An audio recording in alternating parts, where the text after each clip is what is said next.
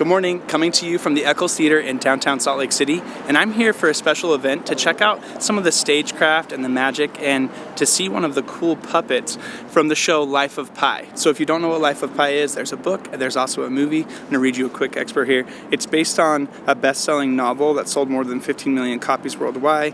Life of Pi is an epic story of perseverance and hope that speaks to every generation and gives new life in this Broadway production.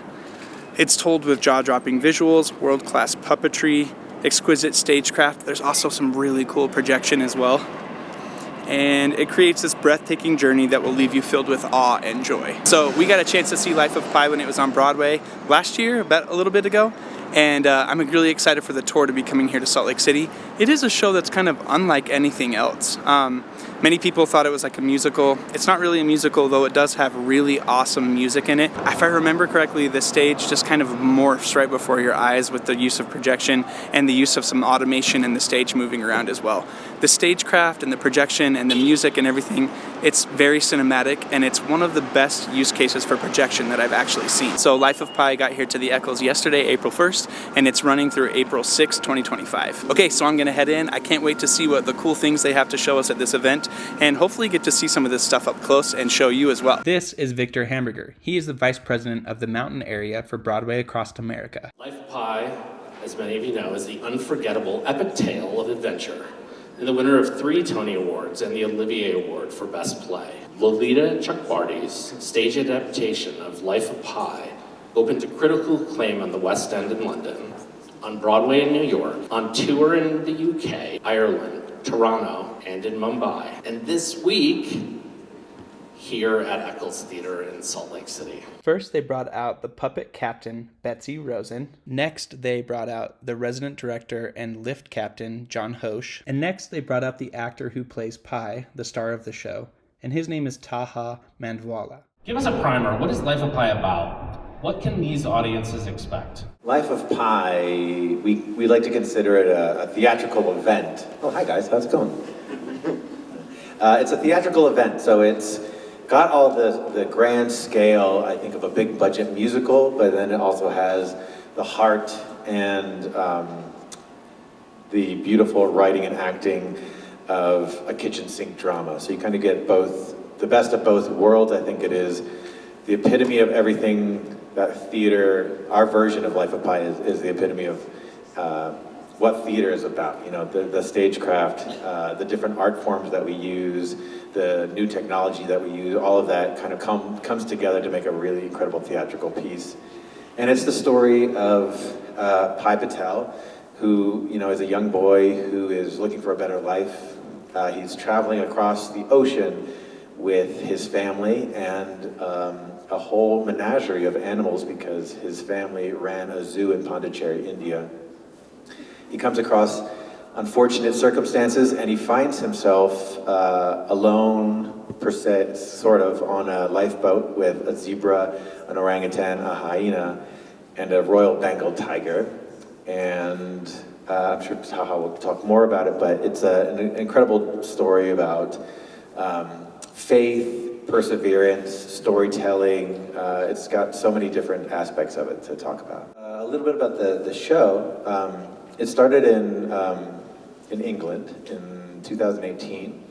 It was they first did a production in Sheffield, England, where it garnered a lot of rave reviews and critical acclaim. And then it moved to the West End, which is the UK equivalent of our Broadway. UK's Broadway. Yeah.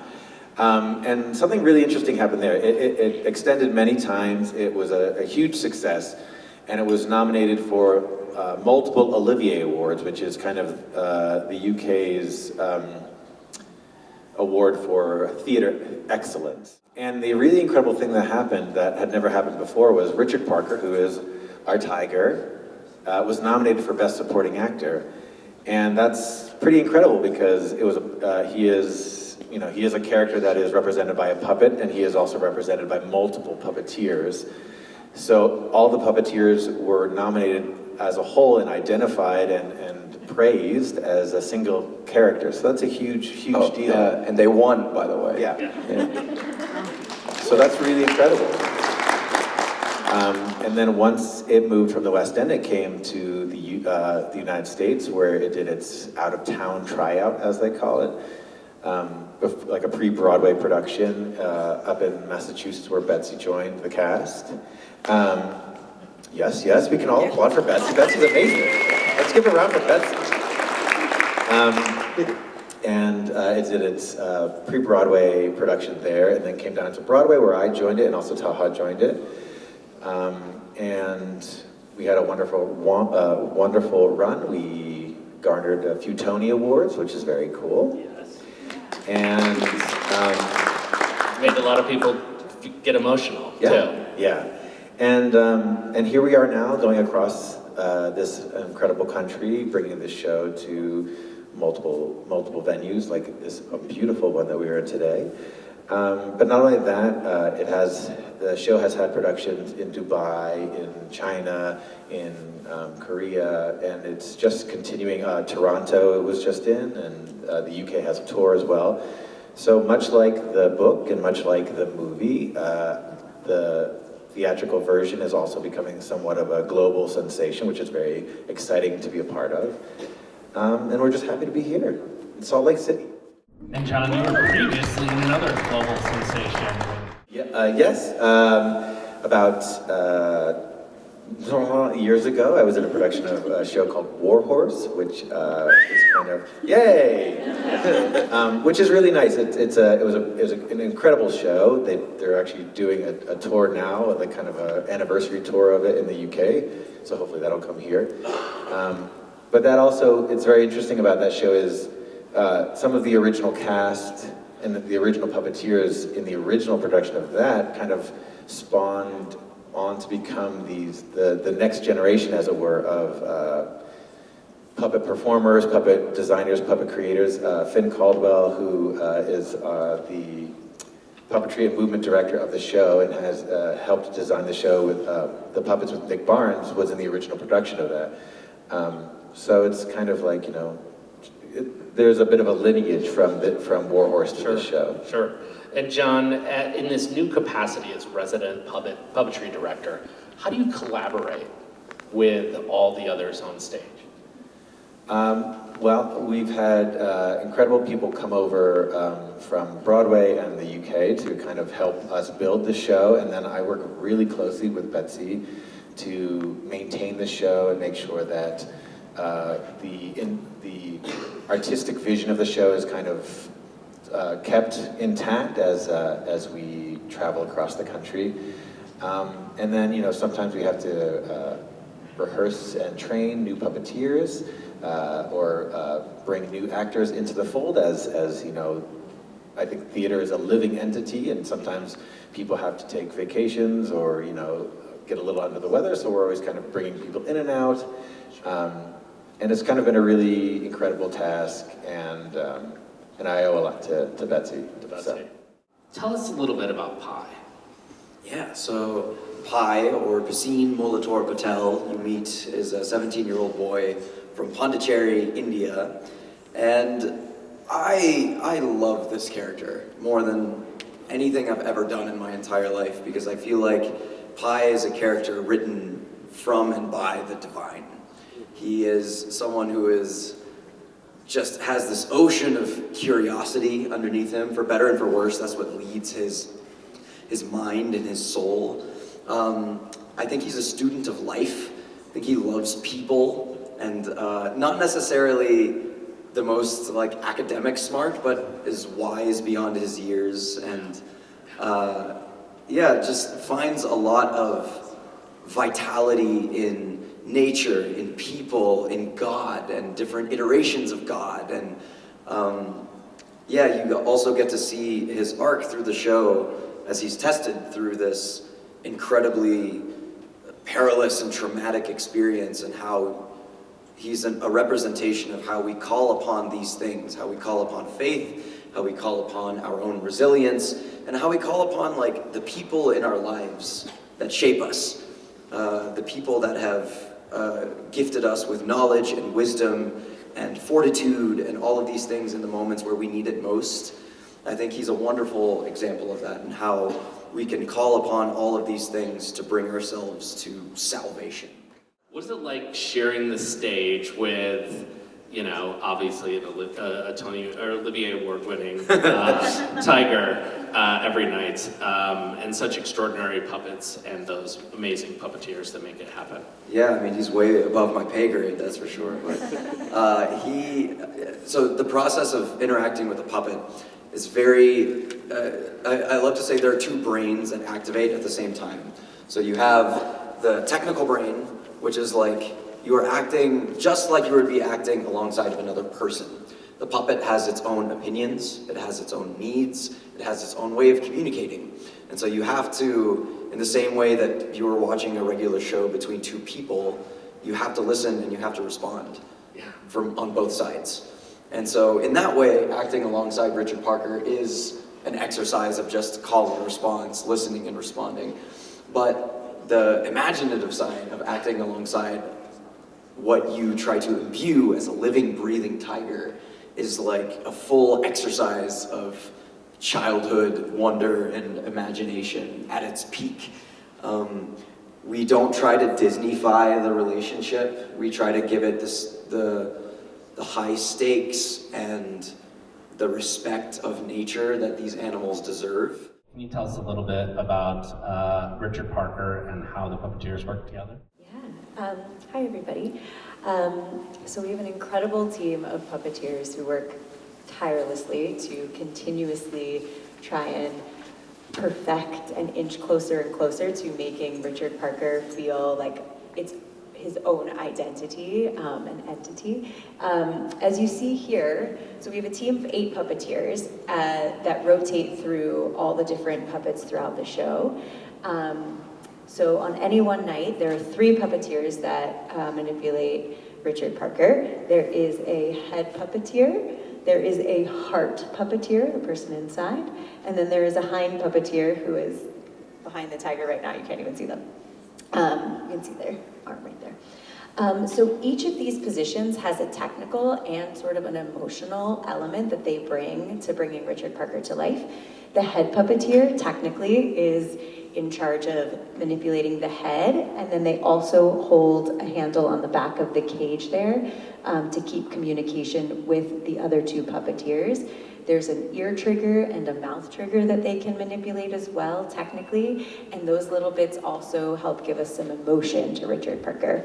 The heart puppeteer is in the middle, and they manipulate the front paws, and the hind puppeteer is in the back here, and they manipulate the back paws and the tail. And those puppeteers will tell you a little bit more about that later, but the 3 of them all work together to bring Richard Parker to life as one entity. Unbelievable. Yeah, during the show, they're all mic'd. We're all mic'd live, so all of the sounds that you hear throughout the show are made live, and so we can't communicate through language, so we communicate through breath. Speaking of breath, I think we have a visitor in the house. Richard Parker, ladies and gentlemen. Please put any open food away. So as you can see, join over here. Okay. No. Next up, they brought out the 3 puppeteers that were bringing Richard Parker to life. Aaron Haskell,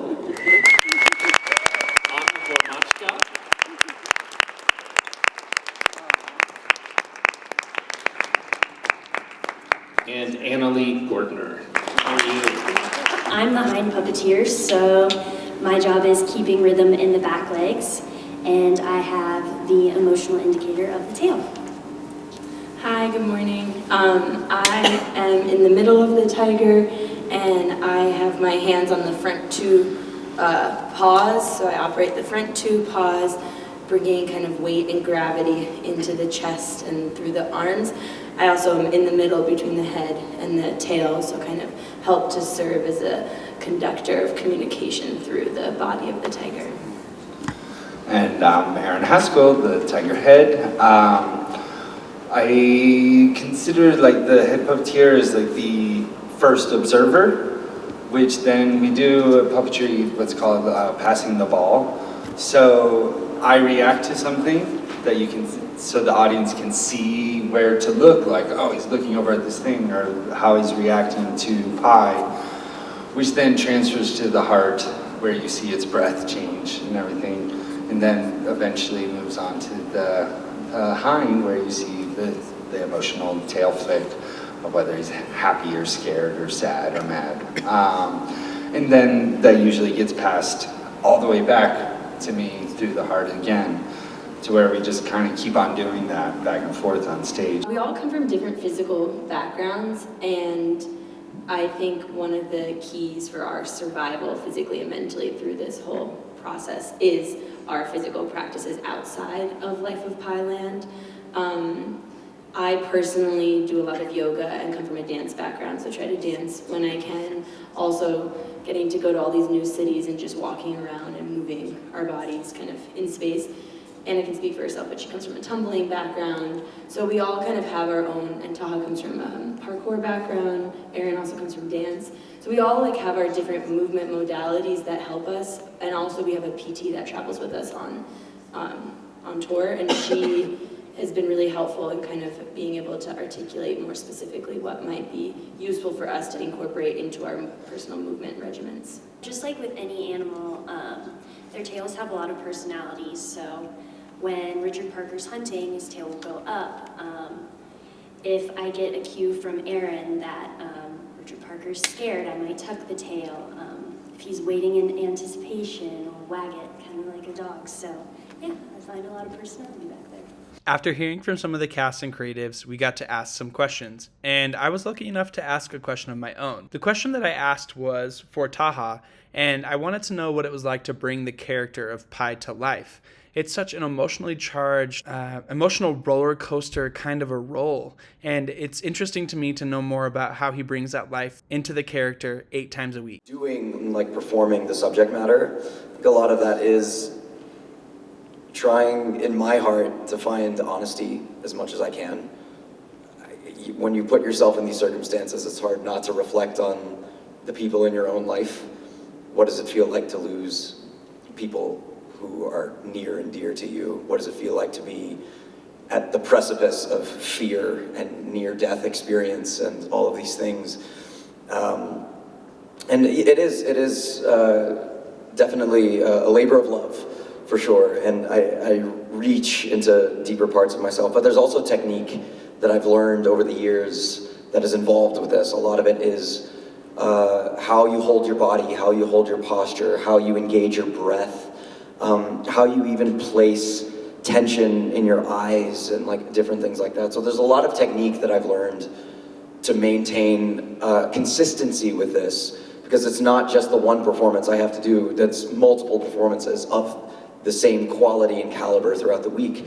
And in terms of decompressing, in terms of maintenance, right, as you said, I think that you have to maintain some degree of boundaries with the work, like where do you leave the work?